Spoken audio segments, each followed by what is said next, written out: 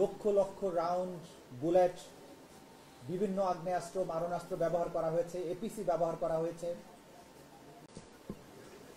আমরা আপনাদেরকে একটা ভালো খবর দেওয়ার জন্য আজকে আহ্বান জানিয়েছি।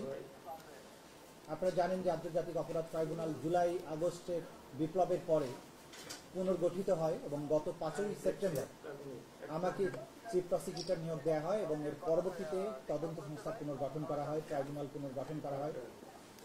জুলাই আগস্টের বিপ্লবের পরে দায়িত্ব নেওয়া যে নতুন সরকার, তাদের প্রায়োরিটি হচ্ছে জুলাই আগস্টে সংগঠিত যে মানবতা বিরোধী অপরাধ, সেই অপরাধের দায়ে যে সমস্ত ব্যক্তি দোষী তাদেরকে বিচারের মুখোমুখি করা, আইনের মুখোমুখি করা। রাষ্ট্রের পক্ষ থেকে সেই চ্যালেঞ্জ নেওয়ার কারণে, সেই দায়িত্ব দেওয়ার মাধ্যমে আন্তর্জাতিক অপরাধ ট্রাইব্যুনালের প্রসিকিউশন, তদন্ত সংস্থা এবং ট্রাইব্যুনাল পুনর্গঠিত হয়েছিল। সেই লক্ষ্যে আমরা সেই দিন থেকে দায়িত্ব পালন শুরু করি। আপনারা জানেন যে মানবতা বিরোধী অপরাধ বাংলাদেশে জুলাই আগস্টে যেটা সংঘটিত হয়েছে সেটা ছিল ওয়াইড স্প্রেড, সিস্টেম্যাটিক, সেটা গোটা বাংলাদেশ জুড়ে সংঘটিত হয়েছিল। এই অপরাধের স্থান ছিল 56,000 বর্গ মাইলের সর্বোচ্চ। এর সাথে রাষ্ট্রের বিভিন্ন বাহিনী সরাসরি অংশগ্রহণ করেছে। লক্ষ লক্ষ রাউন্ড বুলেট, বিভিন্ন আগ্নেয়াস্ত্র, মারণাস্ত্র ব্যবহার করা হয়েছে, এপিসি ব্যবহার করা হয়েছে, হেলিকপ্টার ব্যবহার করা হয়েছে, ড্রোন ব্যবহার করা হয়েছে, অন্যান্য সরঞ্জামাদি ব্যবহার করে জুলাই আগস্টের নিরস্ত্র, শান্তিকামী, পরিবর্তনকামী ছাত্র জনতার উপরে আক্রমণ করে তাদেরকে নির্মূল করার চেষ্টা করা হয়েছে। সেই অপরাধের ব্যাপকতার নিরিখে আমরা বাংলাদেশের বিভিন্ন জায়গায়, বিশেষ করে যেখানে উল্লেখযোগ্য পরিমাণে নিষ্ঠুরতা সংঘটিত হয়েছিল, সেগুলোকে আলাদা আলাদাভাবে ধরে তদন্ত রিপোর্টগুলো সম্পন্ন করার জন্য চেষ্টা করেছি, তদন্ত করার চেষ্টা অব্যাহত আছে। এই অপরাধের যারা মাস্টার মাইন্ড ছিলেন, যারা ক্ষমতার শীর্ষবিন্দুতে থেকে তাদের ক্ষমতায় থাকাটাকে চিরস্থায়ী করার জন্য বৈধ এবং অবৈধ প্রক্রিয়ায় তারা সরকারি বাহিনীগুলোকে ব্যবহার করে মানবতা বিরোধী অপরাধ সংগঠন করেছেন। প্রধানমন্ত্রী যিনি সেই সময় ছিলেন, তার নির্দেশ, সরাসরি নির্দেশে তার নিচের লেভেলে স্বরাষ্ট্রমন্ত্রী, পুলিশের আইজিপি, বিভিন্ন পর্যায়ের আইন শৃঙ্খলা রক্ষাকারী বাহিনীর কর্মকর্তা, বিভিন্ন বাহিনীর কিছু অফিসার, কিছু সিভিল সার্ভেন্ট, এরা এই অপরাধ সংগঠনে সরাসরি প্ল্যানিং, প্রিপারেশন, ওয়ার্ডার এবং সরাসরি সম্পৃক্ততার মাধ্যমে তাদের সম্পৃক্ততা এখানে আমাদের তদন্তে আমরা পেয়েছি। এই তদন্ত প্রক্রিয়া চলমান থাকা অবস্থায় আপনারা সবসময়, আমরা যেটা বলেছি আপনাদের কাছে, যে প্রধান আসামি শেখ হাসিনা সহ তার সুপিরিয়র কমান্ডারদের জন্য তদন্তটা আলাদাভাবে হচ্ছে। কারণ বাংলাদেশের সর্বত্র যে জায়গাতেই অপরাধগুলো হয়েছে, প্রত্যেকটা অপরাধের সাথে তাদের সম্পৃক্ততা প্রমাণিত। সে কারণে তাদেরকে কমান্ড এবং সুপিরিয়র রেসপন্সিবিলিটির দায়ে আলাদাভাবে তদন্ত রিপোর্ট দাখিলের প্রক্রিয়া চলমান আছে, যেটা খুব সহজা আমরা আপনাদের সামনে প্লেস করব। আজকে এই আন্তর্জাতিক অপরাধ ট্রাইব্যুনালের এই পর্যায়ে আমরা জুলাই আগস্টের 5 তারিখে, বিশেষ করে 5ই আগস্টে এই রাজধানীর চানখারপুল এলাকায় 6 জন ব্যক্তিকে, আমাদের জুলাই আগস্টের বিপ্লবীকে গুলি করে হত্যার দায়ে এবং চানখারপুলের এই অংশের, বিশেষ করে একটি অংশের যে 6 জন শহীদ, সেই ঘটনাকে কেন্দ্র করে তদন্ত রিপোর্টটি সম্পন্ন হয়েছে। গতকালকে তদন্ত সংস্থা আমাদের কাছে সেই রিপোর্টটি হস্তান্তর করেছে। সেই রিপোর্টে 8 জনকে আমরা আসামি হিসেবে পেয়েছি। সেই 8 জন হচ্ছেন ডিএমপির সাবেক কমিশনার হাবিবুর রহমান, ডিএমপির সাবেক যুগ্ম কমিশনার সুদীপ কুমার চক্রবর্তী, শাহ আলম মোহাম্মদ আক্তারুল ইসলাম সাবেক এডিসি রমনাজন ডিএমপি, মোহাম্মদ ইমরুল সাবেক এসি রমনাজন ডিএমপি, আরশাদ হোসেন সাবেক পুলিশ পরিদর্শক অপারেশন শাহবাগ থানা, কনস্টেবল সুজন, কনস্টেবল ইমাজ হোসেন এবং কনস্টেবল নাসিরুল ইসলাম।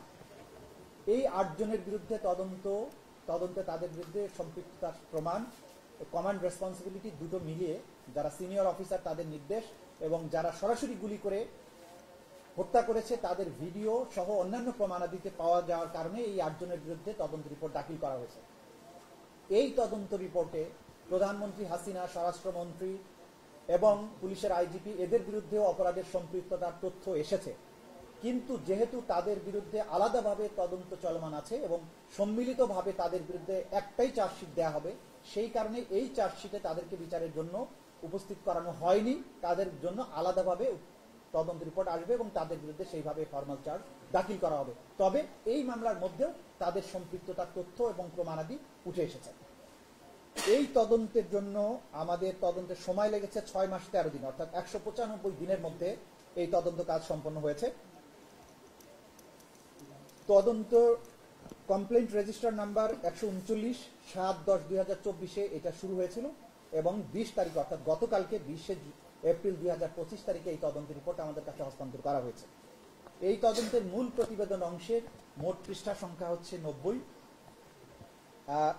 অন্যান্য আচ্ছা, এরপরে গালিলিক প্রমাণ, অডিও এবং অন্যান্য প্রমাণ আদি আলাদা ভলিউমে সংরক্ষিত আছে। সেটার নাম্বারগুলো এই মুহূর্তে আমি দিতে পারছি না। মোট সাক্ষী 79 জন সাক্ষীর জবানবন্দি গৃহীত হয়েছে। এখান থেকে আমরা যখন ফর্মাল চার্জ চিফ প্রসিকিউটর যখন ফর্মাল চার্জ দাখিল করবেন তখন এখান থেকে আমরা হয়তো এর সংখ্যা কমানো হতে পারে। আমরা দেখব যে সবচেয়ে বেস্ট যারা আছে তাদেরকে হয়তো উপস্থাপন করা হবে। ভিডিও চিত্র ধারণ করে যেটা আমরা প্রমাণাদি পেয়েছি এবং সেগুলোকে এখন নিখুঁতভাবে পরীক্ষা নিরীক্ষার পরে যেটা পেয়েছি, 19টি ভিডিও এখানে আমরা জব্দ করেছি এবং সেটা এখানে প্রমাণ হিসেবে দাখিল করা হয়েছে। পত্রপত্রিকার রিপোর্ট দাখিল করা হয়েছে মোট 11টি। অডিও রেকর্ডিং দাখিল করা হয়েছে 2টি। তার মধ্যে প্রধানমন্ত্রী শেখ হাসিনার কল রেকর্ড আছে, যে কল রেকর্ডের মাধ্যমে তিনি পুলিশকে মারণাস্ত্র ব্যবহার করে এই আন্দোলনকারীদের হত্যার নির্দেশ দিয়েছিলেন, সেটিও এখানে আছে। এর বাইরে ডিএমপির কমিশনার হাবিবুর রহমান প্রধানমন্ত্রীর মারণাস্ত্র ব্যবহার করে আন্দোলনকারীদের যে হত্যা করার নির্দেশ, সেইটার আলোকে তিনি ওয়্যারলেস মেসেজে সমস্ত পুলিশ বাহিনীকে নির্দেশ দিয়েছিলেন সিআর অর্থাৎ চায়না রাইফেলের মাধ্যমে জুলাই বিপ্লবীদের হত্যা করার জন্য। সেই অডিও রেকর্ডটিও এক্সামিন করে সেখানে প্রমাণ আকারে দাখিল করা হয়েছে। বিভিন্ন বই এবং রিপোর্ট দাখিল করা হয়েছে 11টি। এর মধ্যে জাতিসংঘ যে বাংলাদেশে জুলাই আগস্টে সংগঠিত মানবতা বিরোধী অপরাধের উপরে যে তদন্ত রিপোর্ট করেছিলেন সেই রিপোর্টটিও আছে। হিউম্যান রাইটস ওয়াচ যেটা করেছিলেন সেটাও আছে। এর বাইরে বিভিন্ন সংস্থার রিপোর্টগুলো এখানে আছে। বিভিন্ন ডেথ সার্টিফিকেট, 6 জনের 6টা ডেথ সার্টিফিকেট এখানে দাখিল করা হয়েছে। আচ্ছা, আরো অন্যান্য বস্তু যে সমস্ত মামলার সাক্ষ্য প্রমাণের জন্য প্রয়োজন সেগুলো তারা জব্দ করেছেন। মোটা দাগে আমাদের আজকে জাতির কাছে মেসেজ হচ্ছে, আমাদের আন্তর্জাতিক অপরাধ ট্রাইব্যুনালের পুনর্গঠিত পর্যায়ের তদন্ত সংস্থা প্রথম মামলা হিসাবে চাংখারপুলের এই 6 জন বিপ্লবীর হত্যাকাণ্ডকে কেন্দ্র করে যে তদন্ত সেটি সম্পন্ন করেছেন।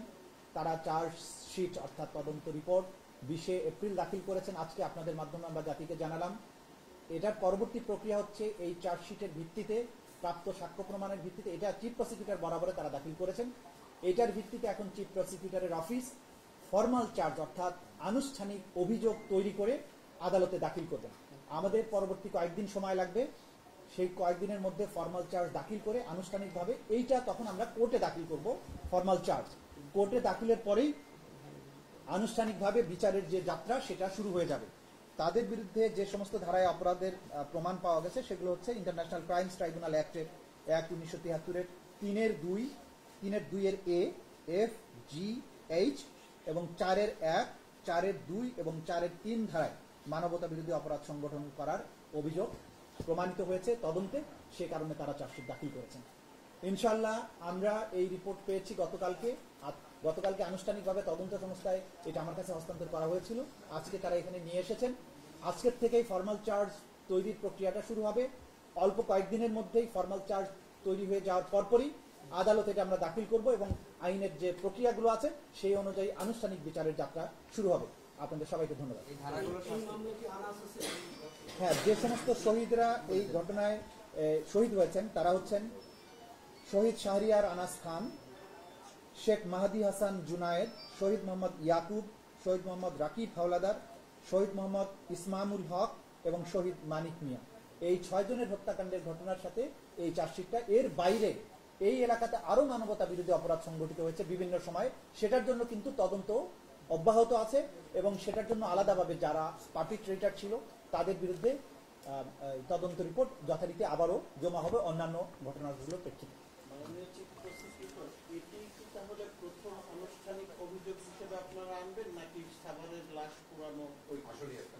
আমরা যেহেতু প্রথমে এটা পেয়েছি, এটাই প্রথমে আসবে। আশুলিয়ার যেটা লাশ পোড়ানোটা, সেটাও ফাইনাল টাচ দেয়া হচ্ছে। আপনারা জানেন যে যেহেতু তদন্ত সংস্থা প্রথমে একটা কিছু দিয়েছেন, তো এই ফিনিশিং টাচগুলো দিতে একটু আমরা বেশি সময় নিচ্ছি যাতে কোনো ভুল ভ্রান্তি না থাকে। সেটাও কয়েকদিনের মধ্যেই আশুলিয়ারটাও পাওয়া যাবে, হয়তো এক সপ্তাহের মধ্যেই পরবর্তী তদন্ত রিপোর্টটা আসবে, এবং সেটাও একইভাবে সেটারও ফর্মাল চার্জ দাখিল শুরু হবে। আশা করছি চানখারপুল এবং আশুলিয়া দুটো মামলার বিচার কার্য প্রায় একই সময়ে শুরু করা সম্ভব হবে। তবে এটি প্রথম। 8 জনের কথা বলেছেন, তো 4 জন গ্রেফতার আছেন, 4 জন পলাতক আছেন, সাবেক ডিএমপি কমিশনার হাবিবুর রহমান আছেন।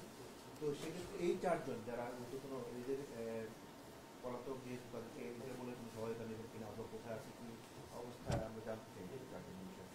সাথে আমি একটু অ্যাড করতে চাই যে আপনি হাবিবুর রহমানের যে চার্জটা একটু স্পেসিফাই করেছেন, বাকি যে 7 জন তাদের কার কি বলছিল এইগুলো দিতে আসবে। এগুলো তো আসলে কতটা স্পেসিফাই এগুলো এখানে না বলা বোধহয় ভালো। নিচের দিকে যারা আছে তারা সরাসরি গুলি করেছেন, যেগুলো মানে মারণাস্ত্র দিয়ে, ফায়ার আর্মস, শটগান না, একেবারে রাইফেল এই জাতীয়। আর উপরের দিকে যারা ছিলেন তারা সরাসরি মাঠে থেকে কমান্ড করেছেন, কমান্ডার হিসাবে তাদেরকে, যেমন হাবিবুর রহমান তার নির্দেশ, সুদীপ কুমার চক্রবর্তী তারা ফিজিক্যালি প্রেজেন্ট থেকে তাদের ফোর্সকে অর্ডার দেয়া, আখতারুল ইসলাম ফিজিক্যালি প্রেজেন্ট থেকে হুকুম দেয়া, এবং তার সমস্ত প্রেজেন্স ভিডিওতে এগুলো পাওয়া, এগুলো আছে। হাবিবুর রহমান ওয়্যারলেসের মাধ্যমে পুলিশ কমান্ড সেন্টার এইখান থেকে সবাইকে বলেছে সিআর ফায়ার করো, প্রধানমন্ত্রীর কাছ থেকে নির্দেশ এসেছে। সুতরাং প্রধানমন্ত্রীর নির্দেশ ওইটা আবার সে ফার্দার কনভে করছে তার গ্রাউন্ড লেভেলে ফোর্সের কাছে, এর মাধ্যমে কমান্ড রেসপন্সিবিলিটি এটা প্রমাণিত হয়েছে। পলাতকের ব্যাপারে যেটা আইন অনুযায়ী আমরা ব্যবস্থা গ্রহণ করবো, যেগুলো যাদের বিরুদ্ধে ইন্টারপোলের নোটিশের জন্য আমরা অনেকগুলো পাঠিয়েছি, বাকি যারা আছে ইন্টারপোলের কাছে তখনই পাঠাতে হয় যখন নিশ্চিত হওয়া যায় তারা দেশের বাইরে আছে। তো আমরা দেশের বাইরে আছে না ভেতরে আছে এই ব্যাপারগুলো আগে এনশিওর হব। যদি বুঝতে পারি যে দেশের বাইরে আছে তাহলে ইন্টারপোলের কাছে নোটিশ যাবে, কিন্তু দেশের মধ্যে পালিয়ে থাকলে আমাদের আইন শৃঙ্খলা রক্ষাকারী বাহিনী তাদের গ্রেফতারের জন্য চেষ্টা করবে। আর আইনের প্রক্রিয়া হচ্ছে যে সমস্ত আসামিরা পলাতক আছে তাদের ব্যাপারে পত্রিকা আদালতে ফর্মাল চার্জ দাখিলের পরে আদালত তাদেরকে হাজির হওয়ার জন্য পত্রিকায় বিজ্ঞপ্তি দেবেন, 15 দিনের সময় দিয়ে তাদেরকে হাজির হওয়ার জন্য নির্দেশ দেবেন। ওই সময়ের মধ্যে তারা হাজির না হলে তাদের জন্য রাষ্ট্রপক্ষ থেকে স্টেট ডিফেন্স লয়ার নিয়োগ করা হবে, এবং নিয়োগ করার মধ্য দিয়েই আনুষ্ঠানিক বিচারের যাত্রা শুরু হবে। আপনি বলছিলেন যে এই প্রত্যেকটার সাথে শেখ হাসিনার সম্পৃক্ততা আছে, সেক্ষেত্রে শেখ হাসিনার মামলার যখন তদন্ত প্রতিবেদন ফর্মাল চার্জ দাখিল হবে তখন এইগুলো তো এটার সাথে একসাথে যুক্ত হবে নাকি ওটা আলাদা করে নতুন করে আবার? শেখ হাসিনার বিরুদ্ধে সমস্ত বাংলাদেশের সব অপরাধের বর্ণনা আসবে, সেক্ষেত্রে চানখারপুলের যে বর্ণনা সেটা ওটার মধ্যে সম্পৃক্ত হবে। এটা যেমন অ্যালোন চানখারপুলের ঘটনা, শেখ হাসিনার বিরুদ্ধে চানখারপুলের যে অভিযোগগুলো আসছে সেগুলো তার অভিযোগের সাথে যুক্ত হবে, তার সাথে যাত্রাবাড়ি যুক্ত হবে, নরসিংদী যুক্ত হবে, রংপুর যুক্ত হবে, এইভাবে বাংলাদেশের সবকিছু যুক্ত হবে, এবং সেটা সুপিরিয়র কমান্ড রেসপন্সিবিলিটি আকারে তার বিরুদ্ধে আসবে। আপনি বলছেন এখানে ভিডিও অডিও সাক্ষী সবুজ সব আছে, কিন্তু চানখারপুরে তো একটা বড় ধরনের ঘটনা ঘটছিল, আসামি মাত্র 8 জন, এটা কি একটা প্রশ্ন আসবে না? আচ্ছা, যেটা আমরা বলেছি যে আমরা সব একেবারে টপ কমান্ডার এবং সরাসরি সম্পৃক্ত তাদেরকে বিচারের আওতায় আনবেন। যদি এখানে আপনি সব পুলিশকে বিচারের আওতায় আনেন তাহলে কখনোই এটা জাস্টিস হবে না বলে আমরা মনে করি, এবার এটা প্র্যাকটিক্যাল না।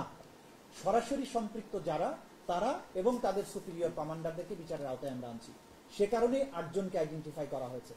আরো যে সমস্ত ঘটনা ঘটেছে সেগুলোর জন্য তদন্ত অব্যাহত আছে, যেমন চানখারপুর এলাকায় শুধু পুলিশ না, কিন্তু সেখানে আওয়ামী লীগ, যুবলীগ, তাদের কমিশনাররা এরাও সম্পৃক্ত ছিল, তাদের ব্যাপারে আলাদাভাবে তদন্ত চলমান আছে, এবং তদন্ত সমাপ্ত অন্তে তাদের বিরুদ্ধে চার্জশিট আসতে পারে, মানে সম্পৃক্ততা পেলে। এটা কিন্তু এন্ড না, চানখারপুলা এলাকার একটা সার্টেন টাইমের মধ্যে যে ঘটনাটা ঘটেছে এটা শুধুমাত্র তার চার্জশিট। ওই এলাকায় আরো যে সমস্ত অপরাধ হয়েছে সেগুলো আলাদাভাবে তদন্ত চলমান আছে, এবং সেখানে যাদেরকে পাওয়া যাবে তাদের বিরুদ্ধে চার্জশিট আবারও দাখিল আছে। না, আলাদা মামলায় আছে, আলাদা মামলা। এবং আপনাদেরকে আমি এটা বলে দিতে চাই, আপনারা আমাদের স্বাভাবিক আমাদের যে ধারণা যে একটা এফআইআর এর মধ্যে আবার নতুন করে কিভাবে হবে, আন্তর্জাতিক অপরাধ ট্রাইব্যুনালের আইনে কিন্তু আমাদের কোনো আইনগত বাধা নেই। যে কয়েকজনকে সম্পৃক্ত পেয়ে আমি চার্জশিট দাখিল করলাম, এর বাইরে যত ঘটনা থাকবে আলাদাভাবে চার্জশিট দাখিল হতে আইনগত কোনো বাধা নেই। এখানে আমরা মামলায় যদি দেখি যে বাদী পক্ষের নারাজির সুযোগ আছে, এক্ষেত্রে যারা অভিযোগ যারা করেছেন, অভিযোগকারী, তারা যদি সন্তুষ্ট না হয় সেক্ষেত্রে তাদের কি কোনো ফার্দার পদক্ষেপ নেওয়ার সুযোগ আছে? আন্তর্জাতিক অপরাধ ট্রাইব্যুনালে বাদী বলে কোনো শব্দ নাই, বাদী হচ্ছেন চিফ প্রসিকিউটর। অভিযোগকারীরা হলো তথ্যদাতা মাত্র, তাদের এই তথ্যের ভিত্তিতে তদন্ত সংস্থা তদন্ত করবে। তথ্যের ভিত্তিতে তাদের এখানে নারাজি দেওয়ার আইনে কোনো স্কোপ নাই, কারণ তারা কোনো অবস্থাতেই মামলার বাদী না। তারা হয়তো বলেছেন যে আমাদের সন্তানকে হত্যা করা হয়েছে এই ঘটনা, সেটা আমরা আমাদের তদন্ত সংস্থা গ্রহণ করেছে, তার ভিত্তিতে তদন্ত করে তারা যেটা পেয়েছে সেটার ভিত্তিতে রিপোর্ট দাখিল হবে। কিন্তু এইখানে যেহেতু বাদী নাই, নারাজি দাখিলের যে ফৌজদারি কার্যবিধি সেটা এখানে প্রযোজ্য না।